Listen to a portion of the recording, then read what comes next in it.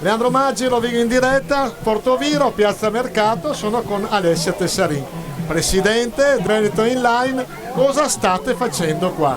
Buonasera. È il saggio di fine anno, i bambini e i ragazzi hanno concluso quest'anno di sport che li ha impegnati da settembre a maggio ed oggi abbiamo la dimostrazione di quanto hanno imparato. Abbiamo ragazzi che stanno praticando il patin inline ed altri ragazzi invece che praticano lo skateboard. Quanti sono i ragazzi? Tanti ne vedo tantissimi. I ragazzi sono tantissimi, abbiamo 150 iscritti e riusciamo a praticare l'attività in diversi comuni: Portoviro, Porto Tolle, Baricette, Conselve. Quindi Veneto Inline sta dando modo a tantissimi ragazzini di praticare questo sport, che è uno sport bellissimo, forse poco conosciuto, ma veramente uno sport di aggregazione, competizione e formazione. Ecco, fascia d'età?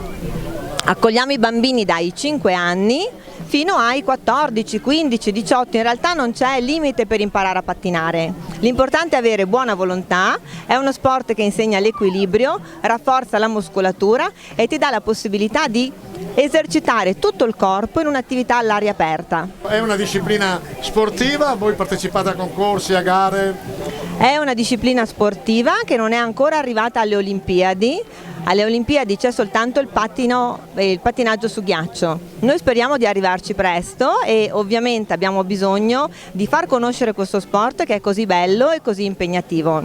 Tra i nostri istruttori vantiamo tra l'altro un plurimedagliato, Nicolò Greguoldo, che è stato diverse volte campione italiano, campione europeo ed è arrivato addirittura terzo con la specialità staffetta ai mondiali. Ecco, adesso noi seguiamo un po' di immagini, come sempre complimenti a Portoviro, sempre all'avanguardia. Veneto Inline da dove nasce e che progetti avete? Veneto Inline nasce nel 2016 grazie alla collaborazione di alcuni genitori e nasce per dare sostegno ad atleti che avevano bisogno di trovare dei contributi e trovare un aiuto per poter raggiungere le diverse località in cui si svolgevano le gare. Da lì nasce il nostro impegno per accompagnare e seguire i ragazzi in queste competizioni.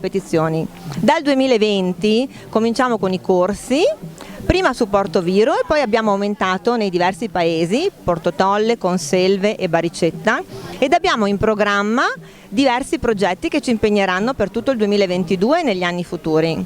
Abbiamo chiesto collaborazione a diverse amministrazioni comunali per poter essere accolti, perché noi abbiamo bisogno di spazi all'aperto ma anche spazi al chiuso per affrontare le stagioni invernali, in modo che i ragazzi possano allenarsi sempre.